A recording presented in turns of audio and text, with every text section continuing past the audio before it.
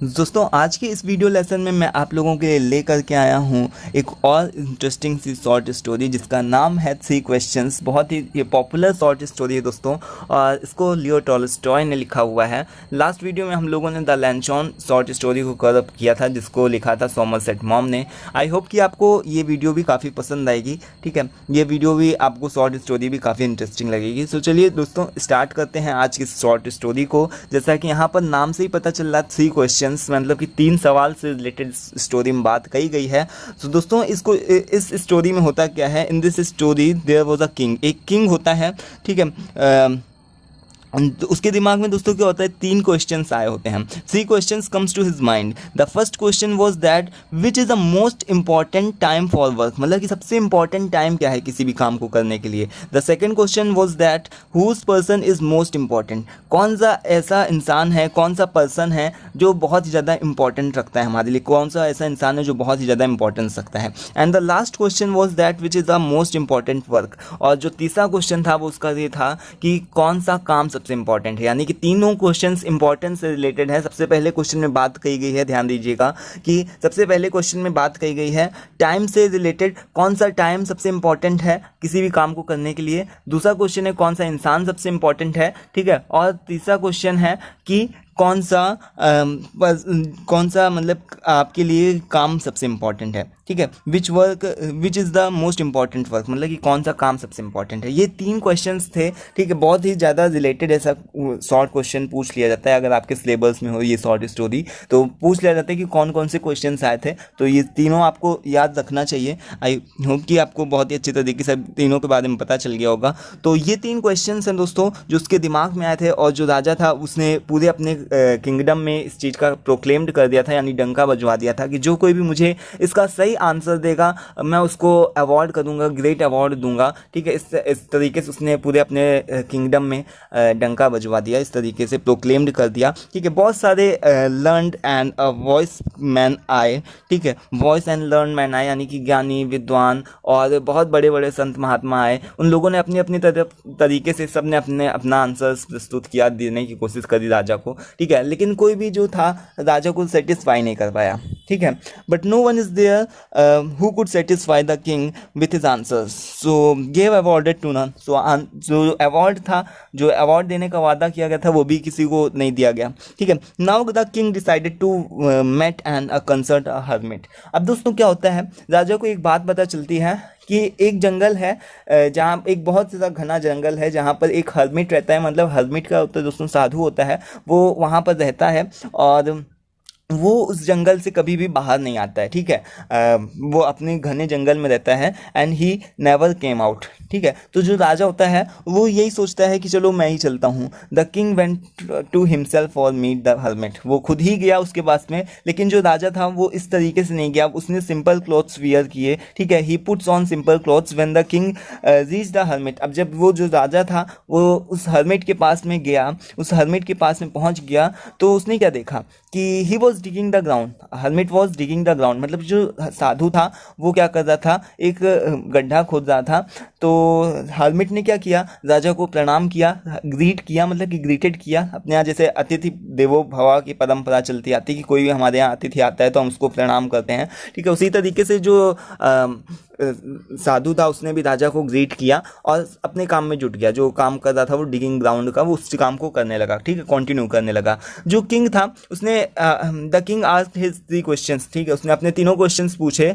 The hermit did not give answers, लेकिन जो hermit था उसने एक भी किसी भी चीज़ का कोई भाई रिप्लाई नहीं किया। ऊपर से उसने क्या किया, कहा राजा से कि इसका तो आंसर मैं आपको बाद में दूंगा, अभी आपसे मेरा रिक्वेस्ट है कि अभी जो मैं काम कर रहा हूँ इस चीज़ में मेरी हेल्प करिए, ठीक है, और गड्ढा खोदने में मेरी मदद करिए, ठीक है। तो जो राजा था वो भी स्टार्टेड डिगिंग, उसने भी डिगिंग को स्टार्ट कर दिया, गड्ढा खोदना स्टार्ट कर दिया। When he stop digging he asked again his questions. जब दोनों लोग शांत हो गए, जब काम खत्म हो गया, शाम होने को आई, तब राजा ने एक बार फिर से उससे पूछा मेरे 3 क्वेश्चंस का आंसर बता दीजिए। लेकिन जो हर्मिट था उसने कुछ भी नहीं कहा। But the hermit said nothing, इस बार भी जो साधु था उसने कुछ नहीं कहा। इसी समय में जो आपस में ये लोग बात ही कर रहे थे कि एक इंसान आता है, ठीक है, एक इंसान आता है जिसके पेट से बहुत सारा घाव, खून बह रहा होता है, उसके पेट में घाव होता है। और दोस्तों इस तरीके की सारी चीज़ों को देख करके जो राजा होता है और जो साधु होते हैं ये लोग मिल जाते हैं और आपस और क्या करने लगते हैं, उस घायल इंसान की, उस वुंडेड इंसान के क्या करने लगते हैं, पेट से खून जो बह रहा होता है उसको साफ करते हैं, उसके मलहम पट्टी करते हैं, ठीक है, वुंड को साफ करते हैं, बैंडेज करते हैं, ठीक है।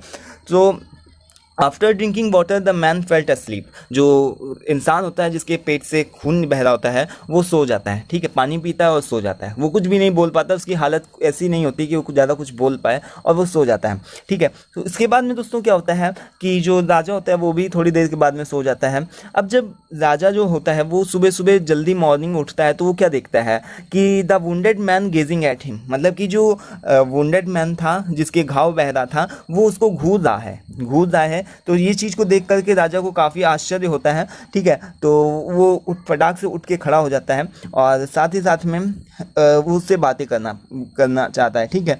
तो होता क्या दोस्तों यहाँ पर वो जो वुंडेड इंसान होता है वो राजा को एक चीज़ बताता है कि ही वॉज हिज इनमी, वो ये राजा को बताता है कि मैं आपका शत्रु था। He so to revenge himself on him because he executed his brother, वो राजा को एक रहस्यमय स्टोरी बताता है कि आपने कुछ दिनों पहले मेरे भाई को सज़ा दी, ठीक है, मेरे भाई को सज़ा में मरवा दिया, ठीक है। तो उसी से मैंने आपसे रिवेंज लेने की कसम खाई थी, मैंने ये सोचा था कि मैं आपसे उस चीज़ का बदला लूँगा तो मैं आपको मार दूंगा, ठीक है। इस चीज़ को मैंने अपने मन में कसम खाई थी और रास्ते में मैं इसी तरीके से खड़ा हुआ था तो he wanted to kill him, तो he wanted to kill him, मतलब कि वो उसको मारना चाहता था राजा को, ठीक है। But his soldiers saw him, लेकिन जो उसके राजा के सैनिक थे उसने उस आदमी को देख लिया और उसने क्या किया, राजा के जो भी शत्रु था इसी इंसान को मार डाला, ठीक है, मतलब कि इसको खूब कस के मारा और वुंड कर दिया, मतलब एकदम घायल कर दिया। As he had saved his life, और साथ ही साथ में वो अपनी जान बचाने के लिए वो इस हर्मिट के पास में आया, ठीक है।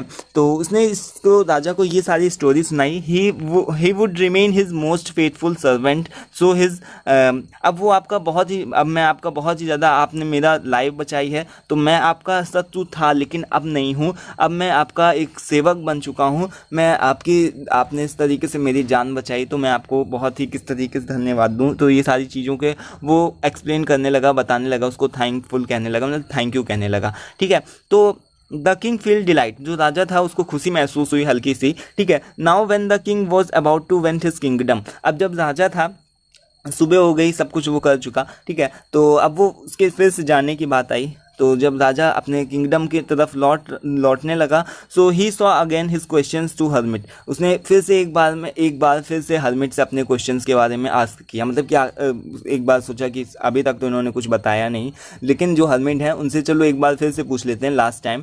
तो हर्मिट से उन्होंने फिर से अपने क्वेश्चंस को पूछा। तो जो हर्मिट था उसने एक चीज़ राजा को बताई।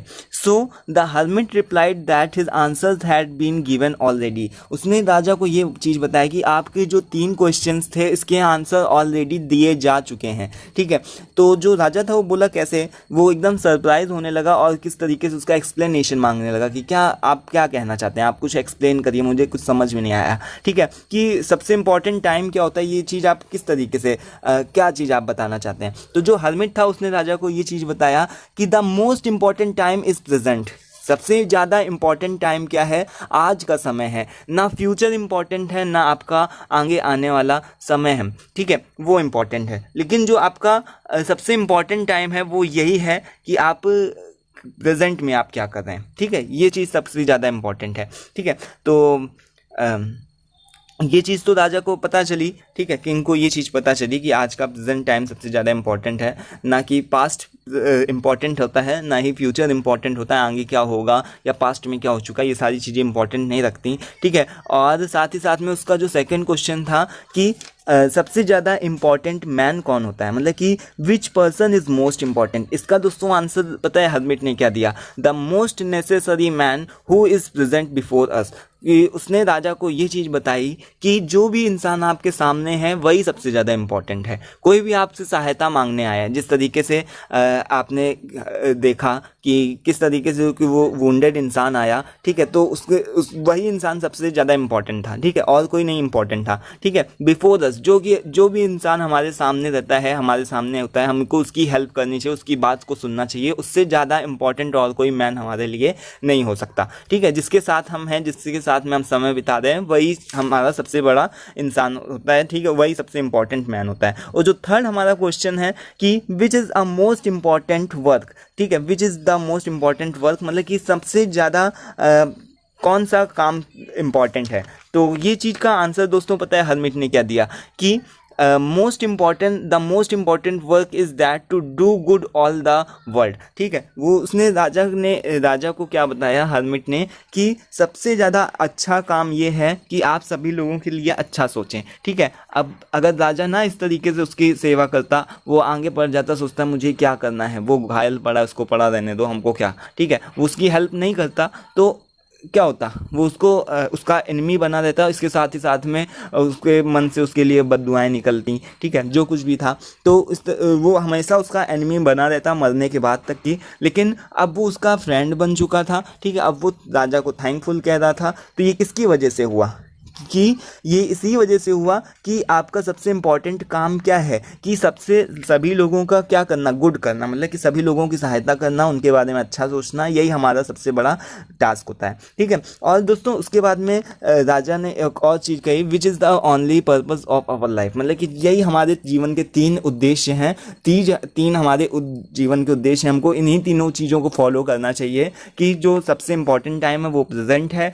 जो सबसे इम्पॉर्टेंट इंसान है वो हमारे सामने जो इंसान है, हमको उसी से रिलेटेड बात करनी चाहिए, और जो सबसे इम्पॉर्टेंट काम है वो हमारे लिए यही है कि सभी लोगों के बारे में अच्छा सोचना। सो यही यहाँ पर हमारी स्टोरी जो है दोस्तों ख़त्म होती है। सो आई होप कि आपको काफ़ी इंटरेस्टिंग लगी होगी स्टोरी। नेक्स्ट वीडियो में दोस्तों हम लोग बात करने वाले हैं द होम कमिंग के बारे में। तब तक के लिए थैंक्स फॉर वॉचिंग दिस।